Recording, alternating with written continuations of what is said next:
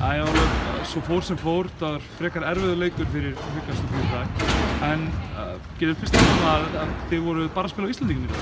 Já, við vorum bara að spila á Íslandingum, náttúrulega Lili fór frá okkur eftir Snæfellsleikinn og svo skar Sjasi í puttan sama dag og við spilum á móti KR og hann spilaði þar meitt og þurfti alltaf að vera út af að binda sig aftur og sem sagt með sauma og mátti ekki spila í það. Já, ég skil að Haukar byrjuðu leikin bara með nokkuð vel og þið voru í leiknum lengi vel.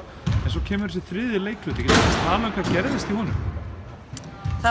Ég get ekki útskýrt það, en það var bara eins og karvan var að loka. Hún fór fullt af færum, við vorum að opna okkur vel, við vorum í alvörunni að gera rosa góða hluti, en hann vildi bara ekki ofan. Stundum það þannig og þá svona einhvern veginn mistaði trúna á sér. Og það ógeðslega erfitt að koma tilbaka líka, þú veist. Þetta erfitt hér að spila færri mönnum, þetta ógeðslega gott lið sem við erum að spila á móti. Þær voru búin að gera heimavinnuna sína, spila ógeðslega góða vörn og með eiga þar fengu samt að komast upp með ógeðslega mikið fannst mér.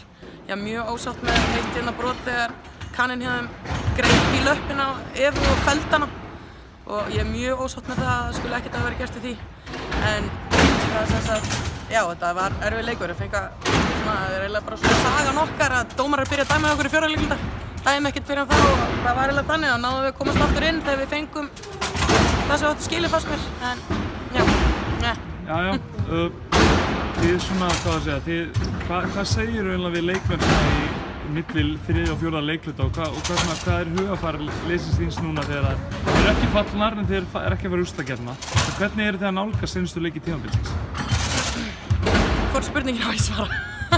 Byrjum að það, hvað segirðu við leikmennina eftir 0 stig leikluta? Sko, ég sagði þeim bara þetta var í hausinn á þeim að við værum búin að opna okkur vel, við værum að koma okkur í góð færi og boltinn væri bara ekki frá honi og við þurftum bara að trúa og ekki hika heldur, trúa hann og skjóta og endanum fer hann ofan í. Ég meina, alveg sem að getum skýtur á skjótuna og skýtur 100 sinnum og fer hann einhvern veginn ofan í. Og það var hinn spurning, hvað gerir hvað nálgist þið seinustu leiki í tímabilsins?